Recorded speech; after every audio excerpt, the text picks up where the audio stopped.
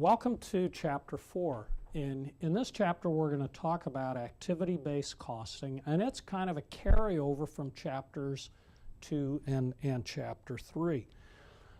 In those chapters we talked about this predetermined overhead rate. So in this Chapter 4 we're going to deal specifically with how do we assign these overhead costs. And what we're going to find out is that there are three basic ways in which accounting systems allocate overhead to various product costs.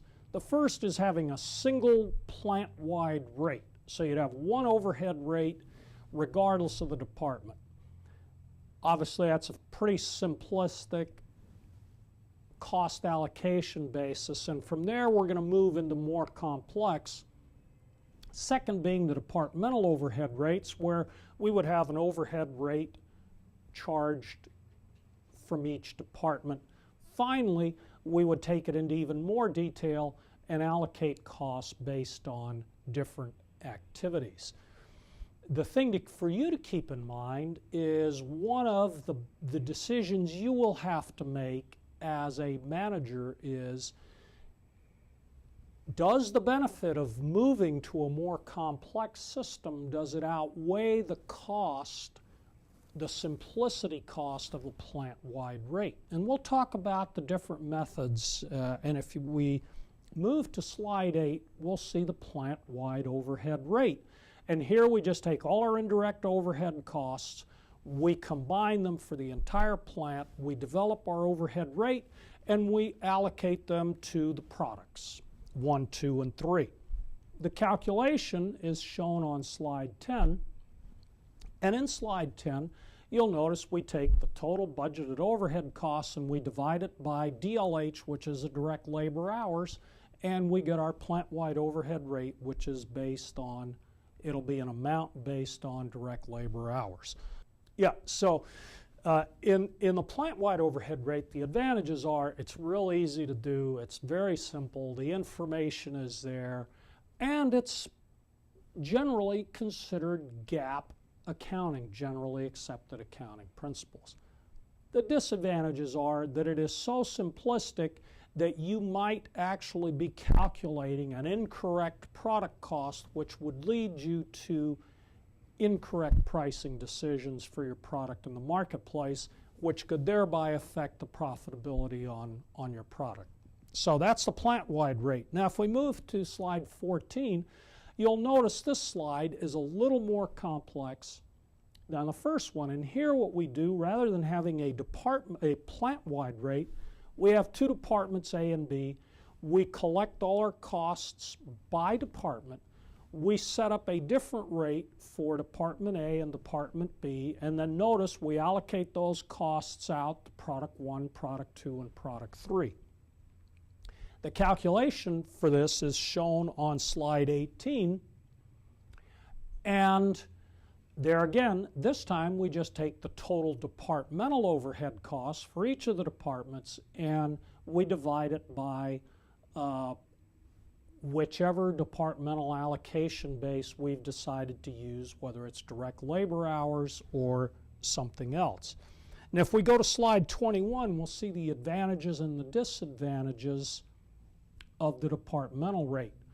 One advantage is it's more refined. So by concentrating our costs and allocating them by department, we could have a product that spends more time in Department A and less time in Department B, and Product 2 could be vice versa. So therefore what we've done is we've gotten a more accurate overhead allocation by more properly reflecting the amount of time that each product spends in each department. Disadvantages are that we're still not quite as accurate as we could be.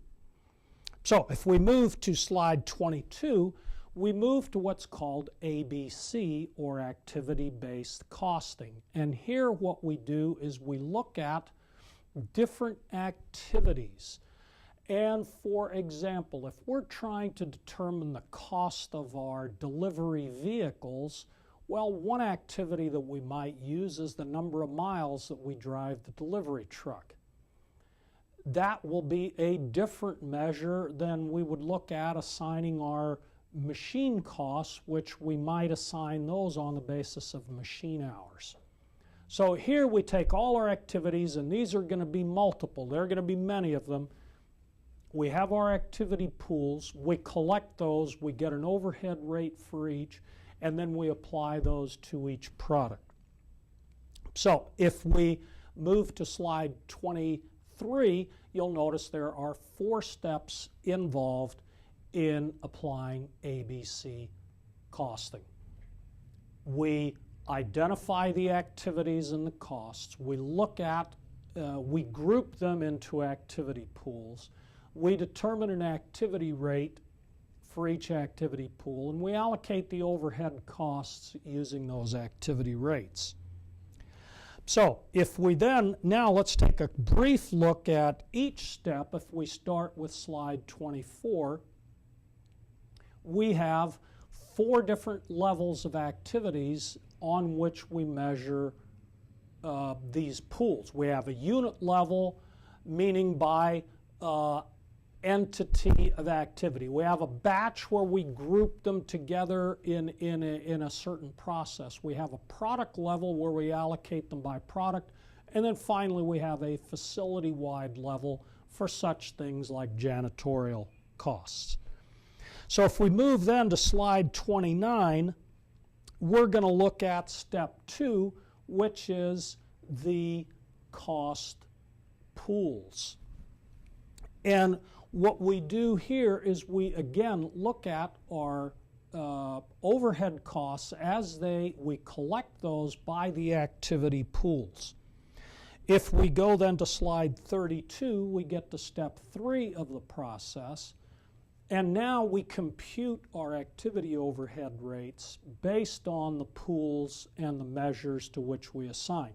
By the way, I'm kind of jumping around here on the slides, and what you'll find as you go through the PowerPoint presentations is that each of, for example, I jumped from slide 24 through slide 29, there is a detailed example of how you would trace those costs and how those would go through. So I highly recommend that you take what I'm giving you in these lessons and you use those as the introduction into each chapter. And then from there, you follow along with the detailed PowerPoint presentations as well as reading the text material, and I think you'll find this to be the best way for you to master the accounting terminology presented in the chapters. So if we then move to slide 36, we get to step 4, which is where we assign. We've taken the activity overhead rates and now we assign those to each of the products based on the activity measures that we used for each product. Finally then, if we go to slide 41, we can look at the advantages and disadvantages. The advantage being it's much more accurate, it's more effective use of overhead cost control.